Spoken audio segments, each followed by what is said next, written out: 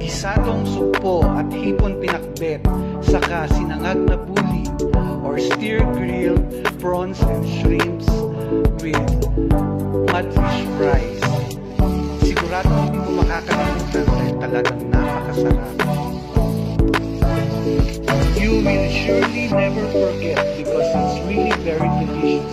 Try cooking your veggies this way and you will enjoy the deliciousness of this native Filipino traditional